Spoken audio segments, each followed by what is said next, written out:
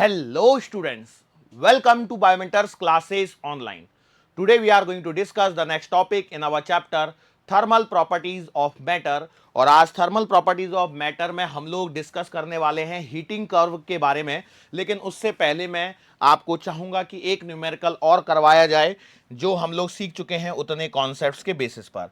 हमारे पास में एक क्वेश्चन दिया गया है कि अ सब्सटेंस, हमारे पास में एक सब्सटेंस है हुज मास, उसका जो मास है वो दे रखा है आपको 1 kg और बोला गया है इसकी जो स्पेसिफिक हीट है, उसकी जो स्पेसिफिक हीट है वो दे रखी है 3t² plus 2t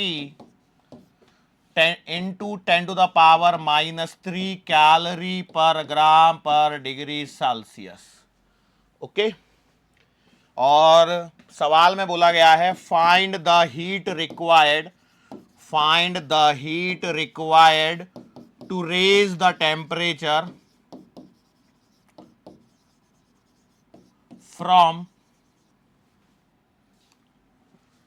10 degree Celsius to 20 degree Celsius. ठीक है, ये सवाल है।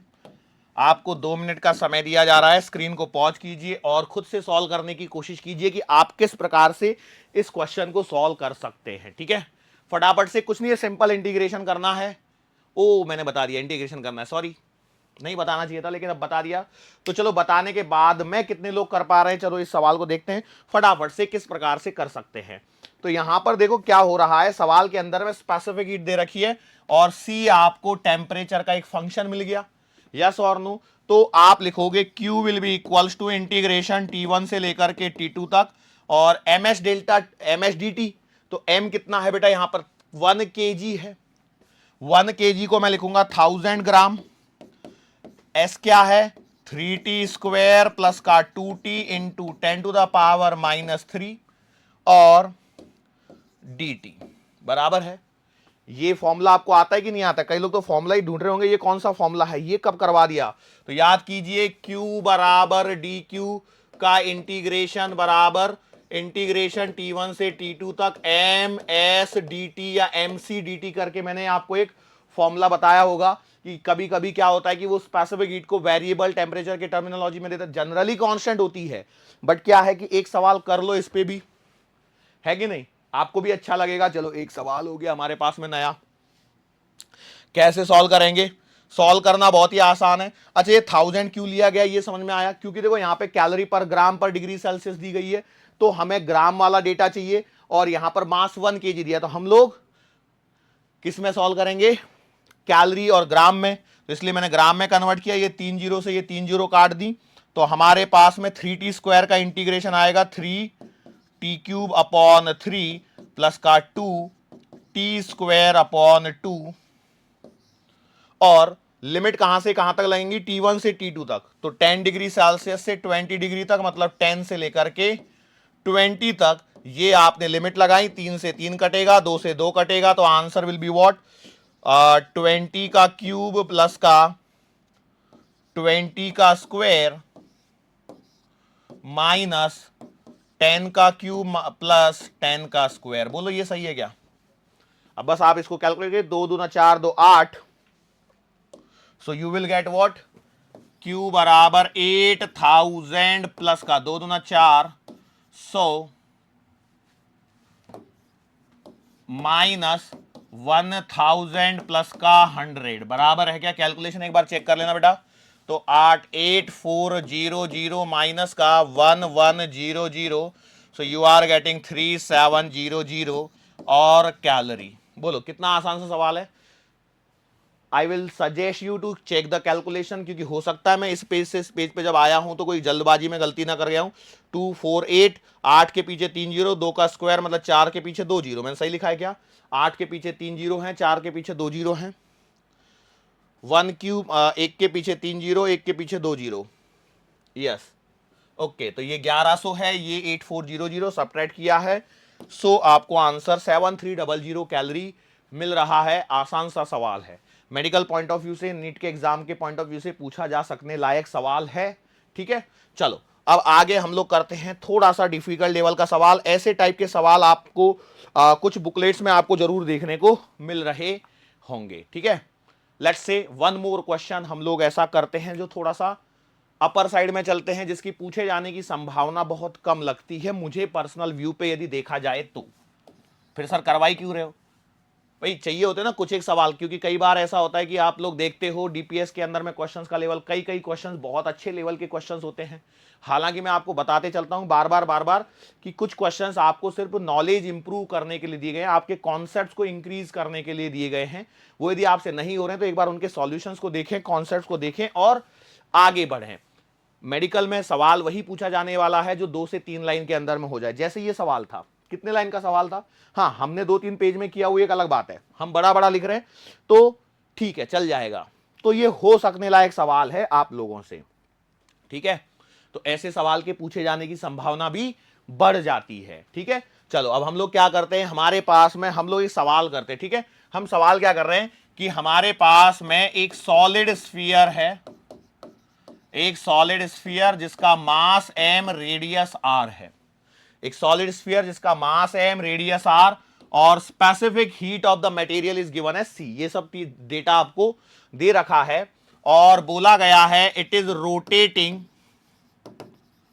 About its own axis, about its own axis, about own axis with n rotation per second की स्पीड पे ये घूम रहा है, ठीक है। एन रोटेशन पर सेकेंड में ये घूम रहा है।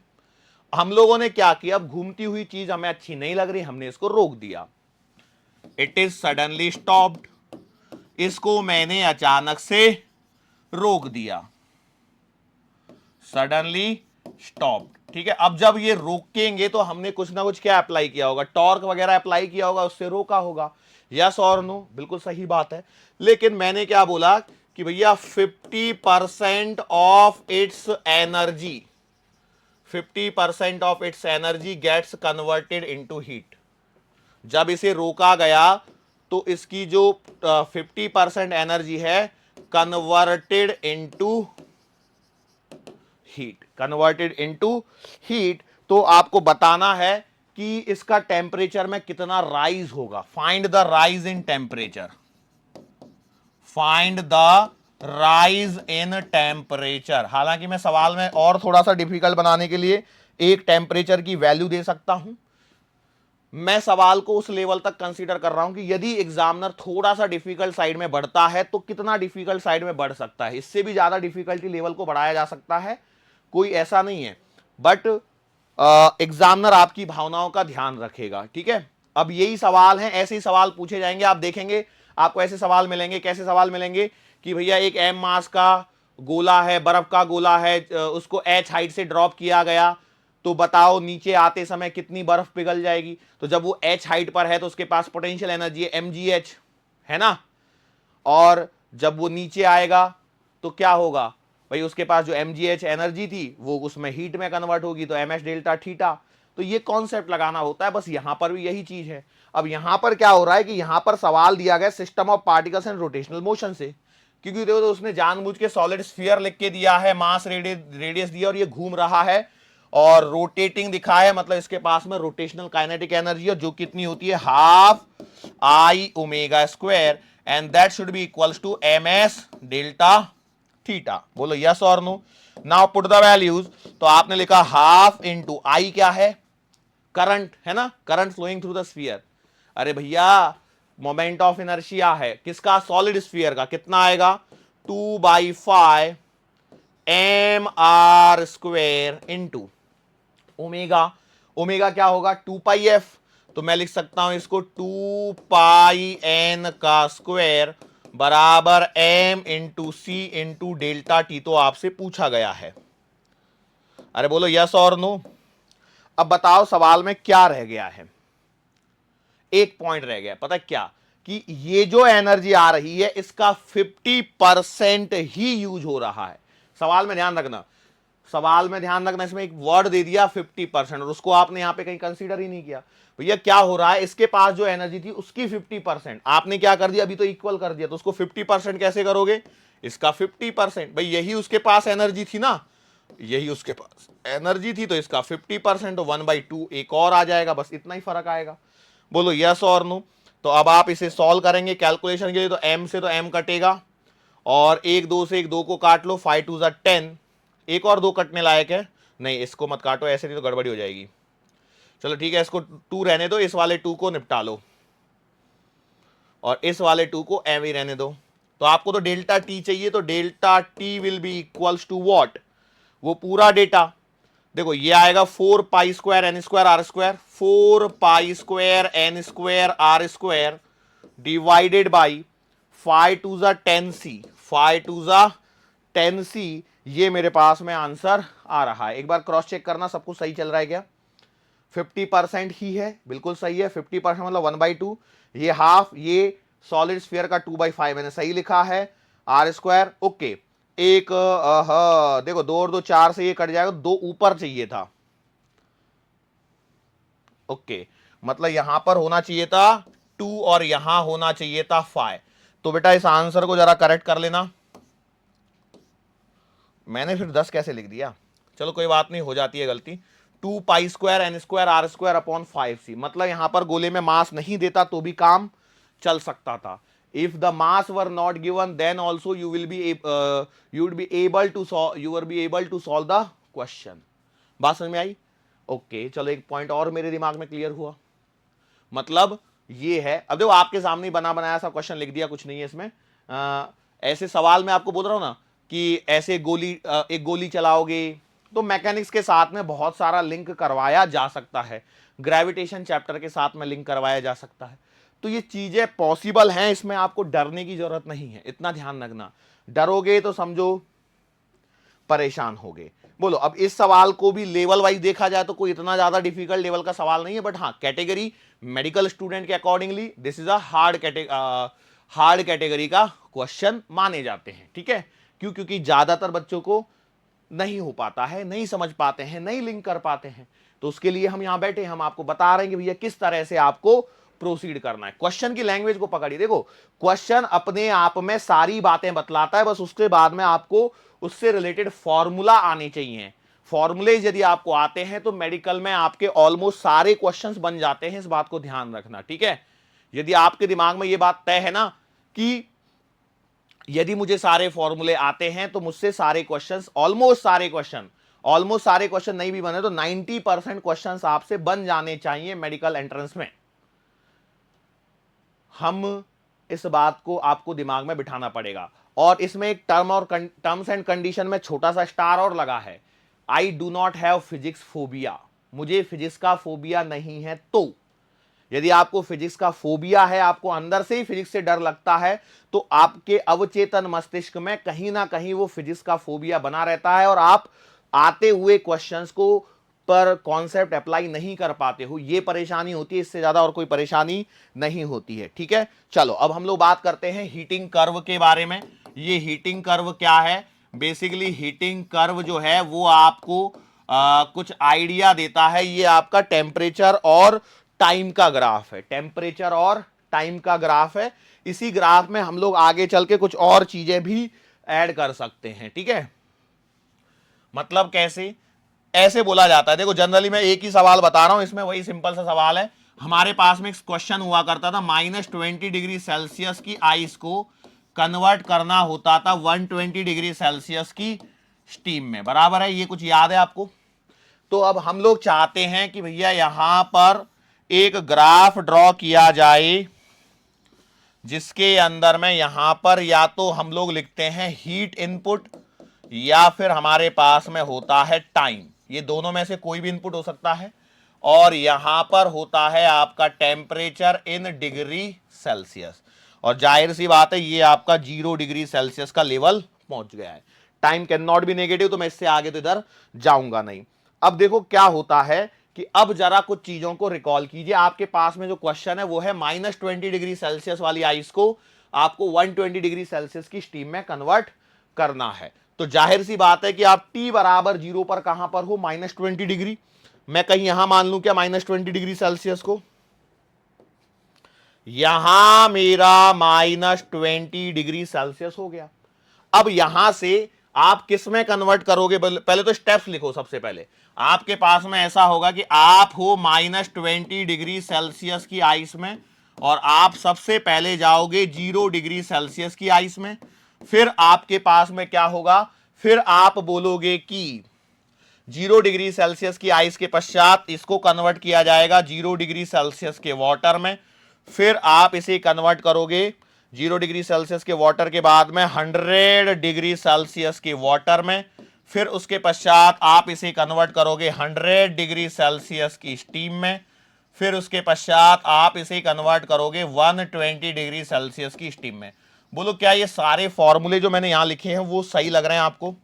फॉर्मूले नहीं, सॉरी, स्टेप्स जो लिखे हैं वो सही लग रहे हैं? बिल्कुल।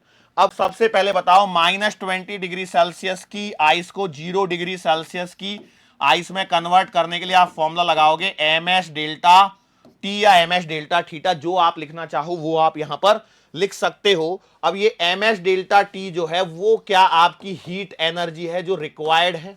बिल्कुल सही है। मतलब क्या ये हीट एनर्जी का इनपुट है? बिल्कुल सही है। और हीट एनर्जी का इनपुट मैंने यहां पर लिया है एक्स एक्सिस पर। बोलो सही है क्या? तो आपके पास में ये यदि डेटा बन रहा है और इस डेटा में आपका डेल्टा टी आ रहा है, मतलब ये जो भी चीजें हैं, टेम्परेचर लीनियरली इंक्रीज होगा, यस और नो? तो लीनियरली जब टेम्परेचर इंक्रीज होगा तो भैया ये यहां पहुंचेंगे, ठीक है? लीनियरली इंक्रीज हुआ और आप यहां पहुंच चुके हो। अब जाके 0 डिग्री सेल्सियस पर पहुंचे। उसके पश्चात क्या होगा? उसके पश्चात आप इधर आइए। उसके पश्चात जब हम लोग बात करते हैं यहां पर, तो ये है बेटा अगला स्टेप 0 डिग्री सेल्सियस के वाटर में कन्वर्जन का। बोलो यस और नो? और ये स्टेप लिया जाता है ml से, mass into latent heat, yes और नो? यदि ये स्टेप ले रहे हो तो क्या आपका टेम्परेचर में कोई परिवर्तन है? कोई परिवर्तन नहीं है, लेकिन आपको हीट तो देनी पड़ेगी। इसे Q2 मान लो, चाहे तो इसे Q1 मान लो, इसे Q2 मान लो। यदि मैं ऐसा करता हूं तो भैया ये यहां पर Q2 आपका चलने लग जाएगा, यस और नो? मैंने बोला ठीक है, ये Q2 आपका यहां पर ऐसे चलने लगेगा। अब इसके पश्चात क्या होगा? देखो मैंने यहां तक कुछ तो भी बना दिया, बाद में इस पे डिस्कशन करेंगे कि एग्जैक्टली क्या करने वाले हैं, लेकिन पहले आप देख लीजिए भैया ऐसा होगा या नहीं होगा। फिर आगे आ जाओ। फिर आप इसे कन्वर्ट करोगे 100 डिग्री सेल्सियस वाटर में। मैंने माना यहां पर Q3 आएगा और ये कितना आएगा? ये आएगा फिर से MS डेल्टा थीटा के डेल्टा टी के फॉर्मेट में। हीट फिर से दोगे और MS डेल्टा टी है, मतलब टेम्परेचर चेंज होगा। तो आपने जो टेम्परेचर चेंज करना है इस बार कितने रेंज पे करना है? 100 डिग्री। मान लीजिए कहीं 100 डिग्री सेल्सियस की ये रेंज है, तो आपको बेटा यहां तक पहुंचना है। मान लीजिए यहां तक आप पहुंच गए, ठीक है? ये यहां तक पहुंच गए आप, है ना? अब इसके पश्चात मैं क्या कह रहा हूं, देखिए 100 डिग्री सेल्सियस के वाटर से अब आपको पहुंचना है 100 डिग्री सेल्सियस की स्टीम में। अगेन यहां पर आप M इंटू एल V लगाओगे, mass into latent heat of vaporisation. मतलब हीट तो बेटा आपको यहां पर भी देनी है, इसे Q4 मान लीजिए, देनी है या नहीं? बट क्या टेम्परेचर में चेंज आएगा? नहीं आएगा। और टेम्परेचर में चेंज नहीं आएगा मतलब, अरे यार, आपका जो ग्राफ है ये चलेगा सीधा। सीधा चलेगा या नहीं चलेगा? आपने बोला बिल्कुल सही बात है। यदि आपका ये सीधा चलने वाला है तो ये सीधा कितना चलेगा? तो मैं इसको थोड़ा सा बड़ा बना रहा हूं, हालांकि ठीक है, बना दिया। अब आगे बढ़ता हूं मैं, और लास्ट में इधर मैं देखता हूं कहां गया, कुछ गड़बड़ी हो गई, हाँ ये रहा। अब आपको यहां से यहां चलना है बेटा, और ये है 120 डिग्री सेल्सियस की स्टीम, बराबर है? तो यहां पर आपको फिर से एनर्जी देनी है, इसे Q5 मान लो, और ये आपका MS डेल्टा टी, मतलब अगेन चेंज इन टेम्परेचर और अगेन चेंज इन टेम्परेचर।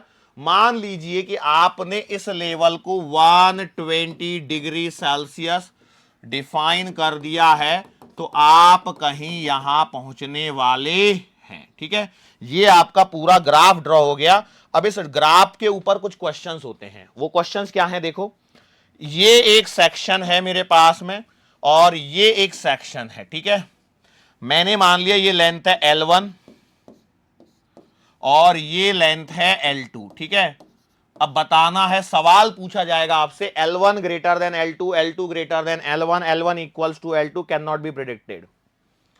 सवाल सुनिए, क्वेश्चन है, ऑप्शन दे रहा हूं मैं तो directly, L1 greater than L2, option number B L2 greater than L1, option number C L1 equals to L2, option number D can not be predicted. ऐसे लिख दूं क्या? सवाल आपके सामने चल रहा है, जो भी मानना है आप देख लीजिए अपने हिसाब से, है ना। बताओ किधर गया सवाल, बताओ आंसर बताओ। कई लोग देख के बोलेंगे सर आपने L2 को बड़ा बनाया है, इसका डेफिनेट मतलब ये है कि L2 is greater than L1। जब आप एग्जाम में इस ग्राफ को देखेंगे तो आपको सारी लाइन सेम दिखाई देंगी, वहां पे आप इंची टेप से माप नहीं सकते कि पता लगा स्केल से माप लिया, अच्छा L2 ग्रेटर देन L1 है। ऐसा तो नहीं होने वाला है, कुछ लॉजिकली सवाल पूछेगा एग्जामिनर यदि पूछना चाहता है। इससे रिलेटेड सवाल यदि आपको देखना है तो आई थिंक सो, जो रिकॉल कर पा रहा हूं मैं, शायद नीट में 2012 के आसपास में सवाल पूछा था इससे रिलेटेड, ठीक है। इससे रिलेटेड ऐसा ही एक सवाल था, ठीक है। ओके, तो अब बता तो दो पहले कैसे करेंगे सर। देखो बेसिकली क्या है, आप यहां पर ध्यान दीजिए, एक्स एक्सिस पर लिखा गया है हीट इनपुट। क्या लिखा गया है? Heat input. हीट इनपुट का मतलब क्या है? The amount of heat which is given by you to the system. The amount of heat which is given by you, you मतलब एक्सटर्नल, आपने एक्सटर्नली इतनी हीट यहां पर इसको दी है। तो यहां पर अब इसको यदि हीट कितनी दी है, कैसे दी है, वो कैसे पता लगेगा, तो उसको समझिए क्या हो रहा है। यहां पर आपके पास में हुआ करती थी आइस, बराबर है, और यहां पर भी आपके पास में आइस है, मतलब ये जो पूरा सेक्शन है वो आइस वाला सेक्शन है। यहां से लेकर के यहां तक आपको दिख रहा है क्या, नीचे का आइस वाला सेक्शन है ये। अब ये जो L1 वाला जो सेक्शन है, बेसिकली इस L1 वाले सेक्शन को आप ध्यान से देखो तो बेटा यहां से लेकर के ये वाला एक सेक्शन है जहां पर आपका टेम्परेचर कांस्टेंट है, और वो टेम्परेचर है 0 डिग्री सेल्सियस। बोलो यस और नो। आपने बोला बिल्कुल सही। यदि ये पोर्शन 0 डिग्री सेल्सियस है, इसका मतलब यहां पर आइस भी अवेलेबल है और प्लस का बेटा वाटर भी अवेलेबल है। रीजन क्या है कि यहां पर आइस से वाटर का कन्वर्जन चल रहा है, आइस से वाटर का कन्वर्जन चल रहा है, मतलब यहां पर आपका सॉलिड और लिक्विड दोनों स्टेट्स अवेलेबल हैं। और यदि आइस से वाटर का कन्वर्जन चल रहा है, इसका मतलब यहां पर जो हीट लगी होगी वो MLF लगी होगी। अब हमारे पास में सवाल में था -20 डिग्री सेल्सियस की आइस को 120 डिग्री सेल्सियस की स्टीम में बदलना था। अब जाहिर सी बात है, यदि मैं -20 डिग्री सेल्सियस की आइस को बदल रहा हूं तो कुछ ना कुछ मास में दूंगा। अब पूरे सिस्टम में मास नहीं दिया है तो m तो कांस्टेंट हो गया, मतलब डिपेंडेंसी आपकी टोटली किस पर है? LF पर। किस पर है? LF। LF क्या है? लेटेंट हीट ऑफ फ्यूजन, और वो इस केस में है आपकी कितनी? 80 कैलोरी पर ग्राम। बोलो यस और नो। ओ सर अब आंसर बता सकते हैं हम लोग, फटाफट से आंसर बता सकते हैं। चलो बता दो अब, जिन लोगों को क्लिक हो गया वो आंसर बता दीजिए फटाफट से। भाई ग्राफ जो बनाया था मैं सिखा तो रहा था साथ ही साथ में, यस और नो। अब यहां से लेकर के यहां तक क्या हो रहा है कि भैया यहां से लेकर के जब आप यहां पहुंचे हो तो पूरी आइस वाटर में कन्वर्ट हो चुकी है, और यहां से ग्राफ का वो फेज चालू हो रहा है जिसमें वाटर हीट हो रहा है। वाटर क्या हो रहा है? गर्म हो रहा है 0 डिग्री सेल्सियस से 100 degree Celsius.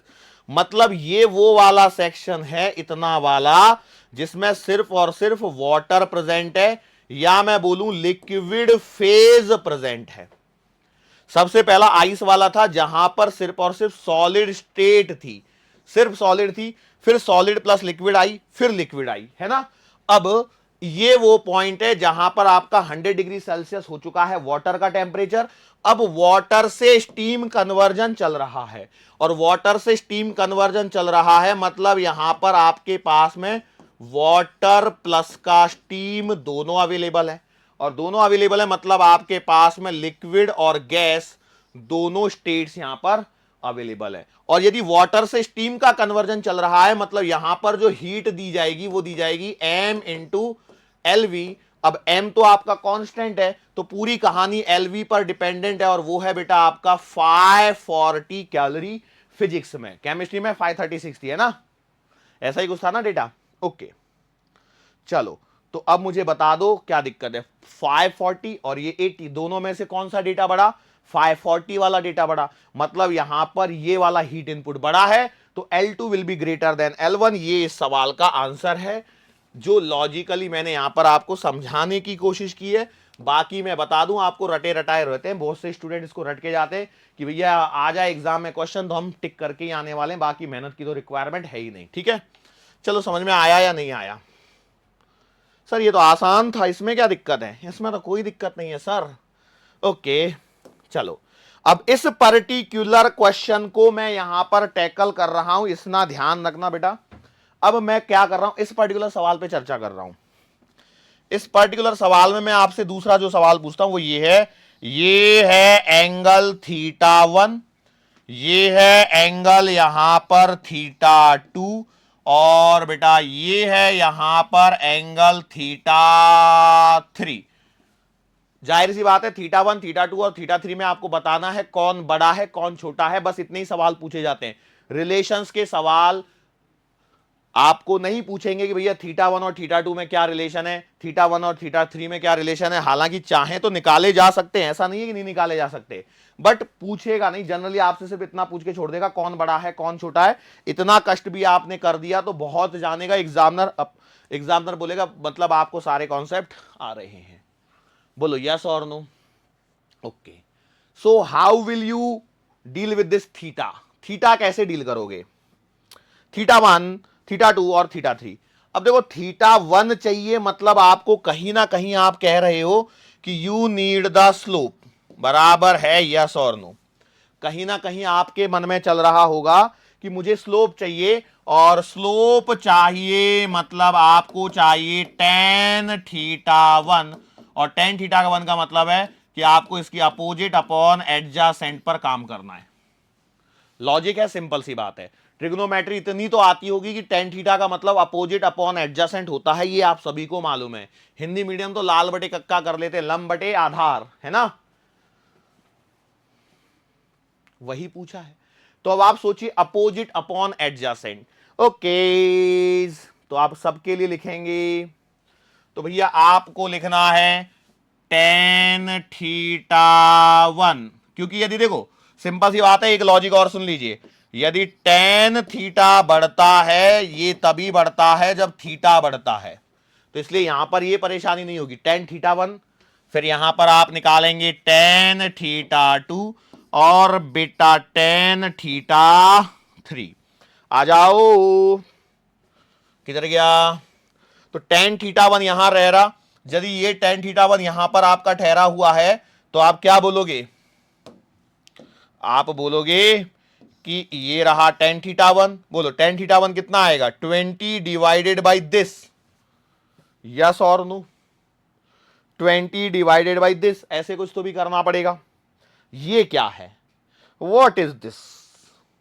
What is this? ये क्या है एडजेसेंट पे? सर ये तो हमें नहीं पता। अरे भैया क्यों नहीं पता? ये रहा टाइम या हीट इनपुट। गाड़ी अटक रही है, गाड़ी अटक रही है, ऐसा आपको लग रहा है तो आ जाओ, थोड़ा सा कैलकुलेशन चलते हैं। कैलकुलेशन करने के लिए यहां पर मैं थोड़ा सा, देखो ये इसी में ताकि होता रहे, तो हीट इनपुट जो है आपके पास में वो मान लीजिए Q है, तो Q आपका आएगा M into S into delta T. बोलो यस और नो? मैं बोला सही बात है। यदि मैं इसको ऐसे लिख दूं D Q by D T बराबर M S delta T by D T, बोलो यस और नो? तो D Q by D T का मतलब क्या होगा? स्लोप। तो जो आपको स्लोप का आंसर है वो तो direct m s d t upon d t से मिल रहा है, यस और नो? मैं बोला ठीक है। तो एम इंटू एस पर फोकस करना है, मास सबका कांस्टेंट है। अब बचती है चीज कहां पर? एस पर, मतलब स्पेसिफिक हीट पर। अब आपकी पूरी कहानी जो डिपेंडेंट है वो है स्पेसिफिक हीट पर। किस पर डिपेंडेंट है? स्पेसिफिक हीट पर। आपकी कहानी यहां पर थोड़ी सी डिपेंडेंसी की तरफ बढ़ जाती है, क्योंकि जब आप इसे लिखोगे कुछ इस प्रकार से, क्योंकि देखो आप इसे थोड़ा सा ऐसे भी ले लो कि भैया ये आप D Q divided by D T ले रहे हो, तो आपके पास में आ जाएगा कितना? m इंटू एस, लेकिन आपको उल्टा चाहिए, D T divided by D Q चाहिए, तो आप लिखोगे 1/m into S, 1/ms। Yes और नो? तो अब आप यहां पर आके देख लीजिए भैया क्या कर सकते हैं। यहां पर किधर गया है ये रहा। तो एस जिसका ज्यादा उसका एंगल कम होएगा, यस और नो? और एस जिसका कम होगा, देखो डिनोमिनेटर में है। तो अब आप देखिए यहां पर सिस्टम जो चल रहा है वो पहला वाला है आइस वाला सिस्टम, फिर यहां पे आना पड़ेगा। इस वाले सिस्टम में आइस का खेल है। आइस है मतलब मास तो कांस्टेंट है, उसको तो भूल जाओ। एस क्या है? Specific heat. Specific heat of ice क्या है? स्पेसिफिक हीट ऑफ आइस होती है 0.5, और 0.5 है। और अगले केस में यहां पर वाटर के लिए आएगी वो 1 होगी, और फिर से 0.5 आएगी। यस और नो? तो भाई हम लोग यहां पर स्पेसिफिक हीट के बेसिस पर लिखेंगे। तो यहां पर आपको क्या लिखना है? यदि S1 पर डिपेंडेंसी है इनवर्सली प्रोपोर्शनल की, ऐसे मत लिखो tan θ1 is inversely proportional to S1, यहां लिख सकते हो इनवर्सली प्रोपोर्शनल टू S2, और यहां लिख सकते हो इनवर्सली प्रोपोर्शनल टू S3। अब सिंस यहां पर देखो हो क्या रहा है, यहां पर हो ये रहा है कि भैया S1 बराबर S3 है, तो इसका मतलब tan θ1 बराबर tan θ3 आएगा। इसका मतलब आप θ1 बराबर θ3 मिलेगा। ये लॉजिकल सवाल है, ये सवाल पूछे जा सकते हैं एग्जाम में, ध्यान रखना। कॉन्सेप्ट यहां पर कवर करवा रहा हूं मैं। ये डीटी मैंने लिया एक बार, लेकिन बाद में मैंने इसको हटा दिया, ठीक है। डीटी मैंने एक बार लिया, लेकिन इसको मैंने हटा दिया। सीधा सीधा कहां दिमाग लगाओ, सिंपल काम करो जो ज्यादा आसान है। तो 1/ms पे प्रोपोर्शनैलिटी बनती है यहां पर, ठीक है। चलो अब θ2 के बारे में क्या कहोगे? θ2 जो है वो है आपका बेटा किसके लिए? वाटर के लिए 1 है। और अब आप देखोगे यहां पर तो S1 जो है वो लेस देन है S2 के। S1 किसके लिए है? आइस के लिए। और S2 किसके लिए? वाटर के लिए। तो आपका मतलब यह है कि भैया यहां से आपको पता लगेगा tan θ1 is greater than tan θ2, और इसका मतलब θ1 ग्रेटर देन θ2। यस और नो? तो ये आपके पास में रिलेशन आ गया, और रिलेशन का करेक्ट आंसर मैं इस कॉर्नर में लिख देता हूं कि ग्राफ पे ही जाके लिखूं। ग्राफ पे ही जाके लिखता हूं। किधर गया ग्राफ? ग्राफ ये रहा। तो इस ग्राफ से आपको मिलेगा θ1 इक्वल्स टू θ3 ग्रेटर देन θ2। और यहां पर जो एक दूसरा रिलेशन मिला था वो क्या मिला था? L2 ग्रेटर देन L1, ठीक है। ये वो सवाल हैं जो मैं यहां पर करवा रहा हूं आपको। पर्टिकुलर केस है आइस वाटर सिस्टम का। ये केस है आइस वाटर सिस्टम का। एग्जामिनर चालाक होता है, आपको ये आइस वाटर सिस्टम का एटलीस्ट आपको पता होना चाहिए, क्योंकि यदि ये एटलीस्ट आपको पता है तो इससे रिलेटेड यदि कुछ बोलेगा तो आप कर पाओगे। यस और नो? तो आपने बोला सही बात है ना? श्योर हो गए? चलो तो अब हम लोग बात करते हैं, थोड़ा सा आगे बढ़ते हैं। और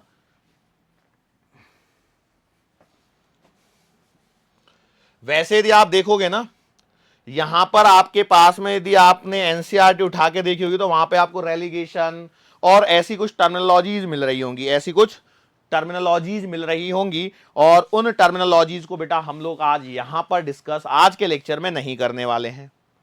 ओ माय गॉड, तो फिर हम उन टर्मिनोलॉजीज को डिस्कस करेंगे अगले लेक्चर में। तो फिर आज के लेक्चर में हम लोग क्या डिस्कस करने वाले हैं? तो आज के लेक्चर में बेटा हम लोग यहां पे आगे जो डिस्कशन चालू होने वाला है वो है मोड्स ऑफ हीट ट्रांसफर। क्या हम लोग पढ़ने वाले हैं बेटा? We are going to study modes of heat transfer. We are going to discuss modes of heat transfer. Heat जो ट्रांसफर होती है उसके 3 प्रकार होते हैं। हालांकि मैं इसमें आपसे एक सवाल और पूछना चाहता था, वो ये है, वो सवाल था आपका work energy and power chapter से related. Sir work energy and power chapter से रिलेटेड मतलब कैसे? जैसे आपको मालूम है कि सर्दियों में हम लोग नहाने के लिए पानी गर्म करते हैं, तो उसमें क्या होता है, ऐसा सवाल बन जाता है वो थोड़ा बहुत करंट इलेक्ट्रिसिटी से रिलेटेड होता है। करवा दूं क्या? पहले एक काम करो, रुको, इस हेडिंग को थोड़ी देर के लिए साइड में रखो, एक सवाल कर लेते हैं हम लोग, आपको भी अच्छा लगेगा। न्यूमेरिकल हुआ कुछ तो भी। एक सर्दियों में नहाने के लिए पानी गर्म करना होता है, आप जानते हैं। अब पानी काई पे गर्म करते हैं? सर हम तो उपले जलाते हैं, चूल्हे पे, है ना? कोई बात नहीं। हाँ टिनिंग, ये क्या है, ये है आपकी वो जो बोलते हैं ना रॉड जिससे पानी गर्म किया जाता है। ये आपका स्विच के अंदर में ये सॉकेट लगा दिया, और ये है इमर्शन रॉड बोलते हैं इसको, है ना, जहां तक मुझे याद आ रहा है। ये है आपकी एक इमर्शन रॉड, स्पेलिंग लिखूं जरूरी नहीं है ना, इमर्शन रॉड की बात चल रही है। अब ये आपने देखा होगा मार्केट में अलग अलग तरह की मिलती है, 500 वैट की भी मिल जाती है, 1000 वैट की भी मिल जाती है, 1500 वैट की भी मिल जाती है। अरे मालूम है ना, मिल जाती है नहीं मिल जाती है, तो जो आपको अच्छी लगे वो ले लो। मान लीजिए मैंने ले ली थोड़ी सी महंगी वाली 1500 वैट की क्रॉम्पटन ग्रीव्स की, खरीद के लाया हूं 650 रुपए की। ओ, और सर्दियों के समय मान के चलो यहां पर टेम्परेचर है 10 डिग्री सेल्सियस, मैंने जिस बकेट में इसको उंडेला है वो मेरी बकेट की कैपेसिटी है 20 लीटर। सवाल को समझिए, लॉजिकल सवाल है, physics day to day life में काम आती है भैया। आपको क्या लग रहा है मैं थोड़ी सवाल बना रहा हूं, डे टू डे लाइफ में काम आती है। अब आपके मन में जो सवाल उठता है ना, वो सवाल क्या उठता होगा, आपके मन में सवाल यही उठता होगा ना, पानी कितनी देर में गर्म होगा। तो मैं भी वही सवाल पूछूंगा, पानी कितनी देर में गर्म होगा, पानी कितनी देर में गर्म होगा, बताओ, बता सकते हो पानी कितनी देर में गर्म होगा, बोलो फटाफट, सिंपल सवाल है। मैं बताऊं, आप में से कई लोग तो ये सोच रहे होंगे अभी भी, क्या लगता है सर ने अभी अभी नई नई इमर्शन रॉड खरीदी है 1500 वैट वाली, बकेट शायद पहले से होगी, और शायद सर भोपाल में रिकॉर्डिंग कर रहे हैं इस समय, तो इसका मतलब भोपाल का टेम्परेचर 10 डिग्री सेल्सियस, और सर हमसे जानना चाहते हैं कि नहाने से पहले कितनी देर और उस बकेट की तरफ देखना पड़ेगा, है ना, ऐसे मन में आ रहा है ना आप लोगों के। मैं जानता था यही तो आप सोच रहे होंगे। चलो सवाल क्या है वो समझ में आ गया। सवाल ये है कि अब आपको इस पानी की बकेट को कितनी देर देखना पड़ेगा ताकि पानी गर्म हो जाए। अच्छा, ये वाटर इक्विवेलेंट वगैरह कुछ नहीं दे रहा हूं, इस कंटेनर नहीं, सिंपल सिंपल सा सवाल है। वाटर इक्विवेलेंट ले लूंगा तो कुछ देना पड़ेगा। सर यहां पे एक परेशानी हो रही है हमारे सामने, पता है, बताओ क्या परेशानी हो रही है। सर ये 20 लीटर की बकेट है, हमको तो पानी ग्राम व्राम में चाहिए होता था, या फिर कुछ ऐसा डेटा करो। तो कैसे करेंगे, आप अपना लॉजिक लगाइए, पहले सोचिए कि मैं टाइम कैलकुलेट करवाना है और सवाल के अंदर में डेटा क्या है। अब कई लोग बोलेंगे सर ये सवाल कैसे, हम लोग मान लें करंट इलेक्ट्रिसिटी का है। भैया देखो ना, सॉकेट लगाया हुआ है तो सॉकेट कहां पड़ना है हमको, करंट इलेक्ट्रिसिटी में। लेकिन सर ये तो जो होती है वो तो हमारे घरों वाली सप्लाई में लगती है, तो सर इसका मतलब तो ये अल्टरनेटिंग करंट होनी चाहिए। ठीक है, एडजस्ट कर लो अभी सवाल को, है ना, मान लो। तो इसका मतलब यह है कि इस एक सवाल को मैं कितने चैप्टर में पूछ सकता हूं। थर्मल प्रॉपर्टीज ऑफ मैटर में मैं पढ़ा रहा हूं, करंट इलेक्ट्रिसिटी में सेम सवाल पूछा जा सकता है, अल्टरनेटिंग करंट में भी डाल सकते हैं क्योंकि घर की सप्लाई में लगानी है तो वहां पे आरएमएस वैल्यू होती है। तो चीजें सिंपल हैं, लॉजिक आना चाहिए। ठीक है, अब हमसे पूछा गया है टाइम, बोलो, और दिया क्या है उसको ध्यान से देखो बेटा, 1500 वैट। वैट, डब्ल्यू का मतलब क्या है, वैट, ओके, मतलब पावर दे रखी है। और मैं एक बात जानता हूं, सिंस मैंने हिंट दे रखी थी इसलिए कोई प्रॉब्लम नहीं थी, पावर बराबर होती है energy per unit time, so it implies that time will be equals to what, energy per unit power. Okay, अब इसमें जरा देखिए, आपके पास में एक सिंपल सी चीज और है, और वो क्या है, पावर आपको डायरेक्टली पता है, एनर्जी चाहिए। एनर्जी कौन सी चाहिए भैया, सिंपल सी बात है। अरे यहां पे एक पॉइंट और है, पानी गर्म तो करना है आपको, लेकिन कितना गर्म करना है ये नहीं बताया मैंने। अब नहाना है तो 10 से कम 30-35 तक तो जाना पड़ेगा ना, 40 मान लो, कैलकुलेशन में शायद आसानी हो जाए। वाई आई एम सेइंग शायद, शायद ही कहूंगा क्योंकि डेटा तो आपके सामने, सवाल आपके सामने बनाया है, तो आपके सामने बना हुआ सवाल है, तो मैं कैसे मान लूं कि क्या और कितनी चीजें होंगी। कर लो, अब करें कैसे, एनर्जी कौन सी, तो भैया देखो पानी को गर्म करना है मतलब आपको हीट एनर्जी देनी है। लॉजिक सिंपल है, पानी को गर्म करने के लिए क्या दोगे, हीट एनर्जी, और यदि हीट एनर्जी दोगे तो आप लिखोगे टाइम बराबर M S delta theta divided by power. Okay, yes और नो, तो अब m क्या है, m is the mass. Mass कितना है, मास तो सर दिया ही नहीं है, पानी का वॉल्यूम दिया है 20 लीटर। अरे भैया 20 लीटर तो पानी की डेंसिटी के बारे में आप लोगों को पता होगा, 1 ग्राम पर सेंटीमीटर क्यूब, 1 ग्राम पर सेंटीमीटर क्यूब होती है, मतलब 20 लीटर पानी का मतलब है 20 किलो पानी, और 20 किलो का मतलब है 20,000। वाओ, ये तो काम की चीज थी, ये तो हमें पता ही नहीं थी। एस क्या है, स्पेसिफिक हीट ऑफ वाटर 1। इसलिए सवाल में देखो, इसलिए वाटर का सवाल पूछा जाता है, क्यों, क्योंकि वाटर के बारे में आपको आइडिया पहले से ही होना चाहिए। अब क्या करें, delta theta change in temperature, 10 से 40 जा रहा हूं मैं, 40 डिग्री माइनस का 10 डिग्री बराबर डिवाइडेड बाई पावर 1500। 1000 वाट का लेता तो नहीं, चलो ठीक है, डेटा सही है, कट जाएगा। ओके, बोलो आंसर निकाल लिया, सबका कुछ ना कुछ आंसर आ रहा होगा और वो आंसर गलत होगा। सर क्यों गलत होगा, हम सब कुछ सही कर रहे हैं, हमें पूरा विश्वास है, सबने यही किया है क्या। चलो हम लोग इसको अगले पेज पे लेके जाते हैं। आपने लिखा है आहा 20,000 into 1 into 40 minus 10 divided by 1500, 1500 ऐसे लिखा है कि नहीं लिखा है। टाइम बोलो यस और नो। सर बिल्कुल यस। अब क्या करो ना, अब मेरी एक सलाह मानो, आप क्या करो, इसको साइड में ऐसे लिख लो इक्वल टू, और सबकी यूनिट लिखना चालू करो। तो आप पहले लिखोगे ये है सर जी ग्राम में, मैंने बोला बिल्कुल ठीक। आगे 1 क्या है, स्पेसिफिक हीट, तो वो किस में है, वो है सर जी कैलोरी पर ग्राम पर डिग्री सेल्सियस में, इनटू ये किस में है, डिग्री सेल्सियस में, और ये किस में है, ये है वैट, ये है वैट। ओ तो सर क्या दिक्कत है, ग्राम से ग्राम कट गया, डिग्री सेल्सियस से डिग्री सेल्सियस, ये कैलोरी है। ओ मेरे बच्चों, वैट है 1500 है, मतलब इस वैट को मैं यहां से, मुझे अच्छा नहीं लग रहा है, मैं इस वैट को थोड़ी देर के लिए साइड में रखता हूं। और जरा बताओ, क्या मैं इसे जूल पर सेकंड लिख सकता हूं, वैट का मतलब जूल पर सेकंड। ओहो बिल्कुल सही लिख रहा हूं, टेंशन ना लो। तो आप देखिए ग्राम से ग्राम कट गया, डिग्री सेल्सियस से डिग्री सेल्सियस कट गया, ये ऊपर चला जाएगा। So your answer will be बेटा calorie into second divided by joule. ये दोनों तो आपने अटका दिए ना बीच में, तो इसलिए मैं इतनी देर से कह रहा हूं कि आपका आंसर गलत आएगा।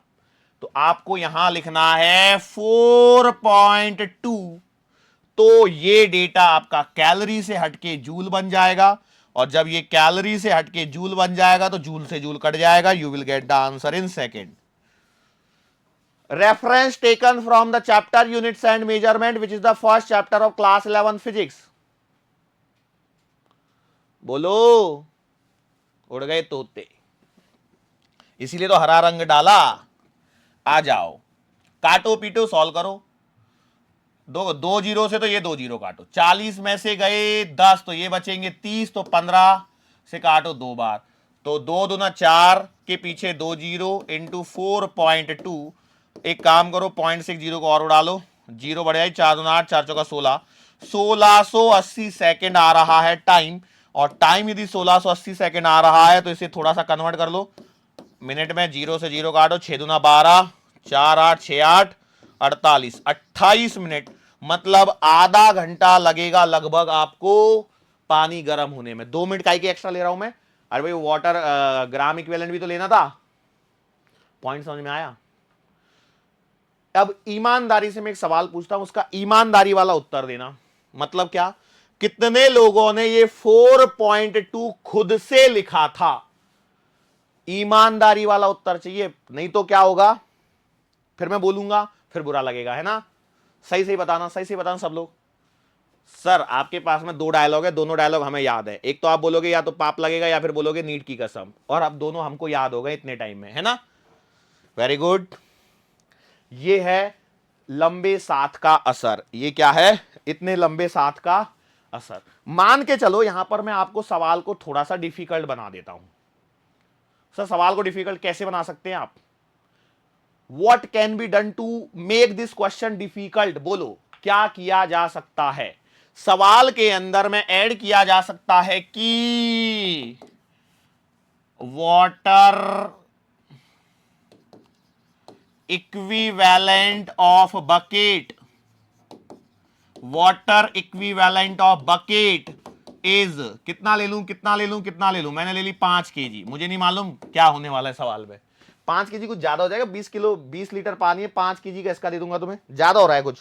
एक काम करो, छोटा करो इसको, 1 ही लेने दो। देखो डेटा तो आपको ही कैलकुलेशन करनी है, मैं तो करूंगा भी नहीं वैसे भी।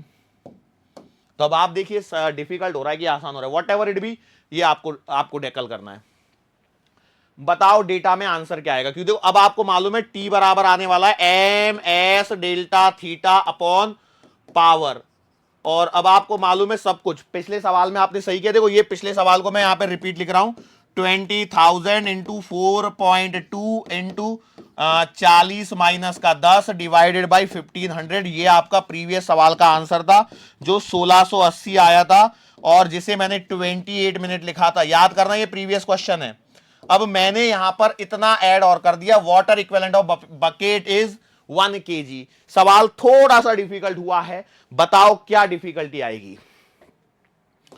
तो इस सवाल में डिफिकल्टी ये हो गई कि बेटा जब मैंने वाटर इक्विवेलेंट दे दिया है तो इसका मास आपको चेंज करना होता है। ये मैंने आपको चिल्ला चिल्ला के सिखाया था। मतलब इस सवाल के लिए जब टाइम लिखोगे तो answer will B 21,000 into 4.2 into 40 minus का 10 डिवाइडेड बाई 1500। बोलो यस और नो, फटाफट से बोलो यस और नो। बस हो गया काम, और क्या दिक्कत है? अब इस सवाल को सॉल्व कर सकते हैं क्या, या नहीं कर सकते हैं? अरे कर सकते हो ना, एक ही सवाल है। देखो सर्दियों का समय चल रहा है तो नहाना है, गर्म पानी से कितना समय लगना है वो तो पता चले ना, नहीं तो बैठे रहो हीटर के सामने और पता लग रहा है पानी गर्म नहीं हो रहा है। सर हमारे हीटर में तो 1 घंटा लगता है, मतलब आपका हीटर कम वेट का है। इसमें भी एक पॉइंट और होता है, आप रिकॉल कर पा रहे होंगे तो वर्क एनर्जी पावर में हम लोगों ने एक और टर्मिनोलॉजी सीखी है। अब देखो मैं पहुंच गया गलती से वर्क एनर्जी पावर चैप्टर में, तो मैं अब वर्क एनर्जी पावर के ही क्वेश्चन करवा रहा हूं बेसिकली आपको। थर्मल प्रॉपर्टीज ऑफ मैटर में सिर्फ आपका एक ही formula M S delta theta इतनी देर से यूज हो रहा है। देखो बताओ क्या डिफिकल्टी है, बस कॉन्सेप्ट को थोड़ा सा इंटरलिंक कर, थोड़ा सा, ज्यादा भी नहीं करवाया। ज्यादा है क्या? नहीं, बहुत ही मामूली सा है। ठीक है, यस, ओके। चलो सवाल को थोड़ा और डिफिकल्ट बनाऊं मैं, बोलो और डिफिकल्ट, थोड़ा सा और, सेम सवाल एक थोड़ा सा और डिफिकल्टी बना लेते हैं। मैंने बोला कि क्वेश्चन है कि पहला क्वेश्चन तो वही था, 20 लीटर पानी था, 10 डिग्री सेल्सियस से 40 डिग्री सेल्सियस जाना है, 1500 वैट का हीटर है। ये तो मेरा बेसिक सवाल था, ठीक है। और मैंने बोला था कि टाइम आपसे पूछा था, फिर मैंने ऐड क्या किया, मैंने बोला कि यार वाटर इक्विवेलेंट जो है, वाटर इक्विवेलेंट ऑफ बकेट मैंने आपको दे दिया था। वाटर इक्विवेलेंट मैंने कितना दिया था? 1 kg। ये एक एक्स्ट्रा डेटा बढ़ा दिया, सवाल थोड़ा सा और डिफिकल्ट हो गया। लो थोड़ा सा और इसमें बढ़ा रहा हूं, मैंने माना एफिशिएंसी ऑफ हीटर, वो जो इमर्शन रॉड है उसकी बात चल रही है, इज 75%। सवाल वही है, फाइंड द टाइम। बोलो अब क्या चेंज आएगा? तो देखो सबसे पहले मैं निकाल रहा हूं T1, तो T1 वो था जो आपने सबसे पहले किया था, 20,000 इंटू 1 इंटू 40, सॉरी 1 लिख दिया मैंने, 4.2 इंटू 40 माइनस का 10 डिवाइडेड बाई 1500। ये पहला सवाल का आंसर T1 निकाला। फिर मैं बोल रहा हूं जब आप थोड़ा सा लेवल को बढ़ाया मैंने सवाल में तो T2 दिखाया, अब आपने कर दिया इसको 21,000 इंटू 4.2 इंटू 40 माइनस का 10 डिवाइडेड बाई 1500। अब अगले सवाल में लेवल को जाहिर सी बात है थोड़ा सा और बढ़वा रहा हूं। अब आप बताइए अब क्या और चेंज आएगा? ये आंसर आपके पास अवेलेबल है, ये आपको खुद से कैलकुलेट करना था, मैंने तो नहीं किया, और अगला भी आपको खुद से ही करना है। लेकिन यहां पर बताइए आंसर क्या लिखूं, what will be the change?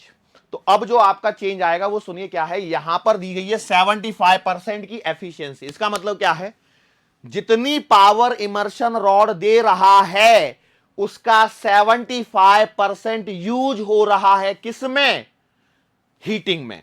मतलब अगले स्टेप में मैं क्या करूंगा कि ये जो 1500 है 1500 है, इसका कितना लेना है? 75% ऑफ 1500, मतलब 75 डिवाइडेड बाई 100 ऑफ 1500, या मैं लिख सकता हूं 3/4 इंटू 1500। मतलब अगला जो डेटा आएगा वो आएगा 21,000 इंटू 4.2 इंटू 30 लिख रहा हूं डायरेक्टली, 40 में से 10 सपरेट करके, और यहां आएगा 3 डिवाइडेड बाई 4 इंटू 1500। बोलो यस और नो। क्या ये सवाल अब आप कर सकते थे? सवाल एक, उसके क्या उसमें थोड़ा, देखो यही होता है फिजिक्स में और कुछ नहीं होता है, थोड़ा टांग को इधर से कम किया, हाथ को लंबा कर दिया, आंखें थोड़ी सी अंदर घुसा दी, किसी की नाक बाहर निकाल दी, ये लो अलग अलग शेप और स्ट्रक्चर तैयार हो गए। यही है यहां पर भी वही हो रहा है। कुछ एक्स्ट्रा दे दो, थोड़ा सा एक्स्ट्रा दे दो और एक सवाल तैयार हो जाता है। बोलो सवाल एक ही है, पर क्या और पूछ सकता हूं? यही पूछ सकते हैं, इसमें और क्या पूछेंगे? बोलो और क्या पूछ सकता हूं मैं?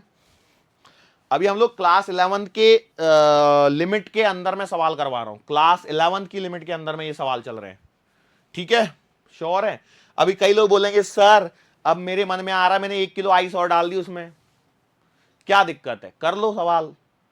1 किलो आइस और डाल दोगे तो उससे क्या हो जाएगा? उससे होना यह है कि जो वाटर जो बनेगा, पहले उसके लिए आपको 1 किलो आइस जब डाल दोगे उसके अंदर में, तो होगा ये कि पहले उसका टेम्परेचर चेंज होगा, वो सब प्रोसेस और बढ़ जाएगी। तो ऐसे इतने भी टेढ़े मेढ़े सवाल नहीं पूछे नहीं जाने वाले हैं एग्जाम में आपको, लेकिन हाँ जो पूछे जा सकते हैं उनको मैं यहां पर आपको डील करवा रहा हूं, ठीक है?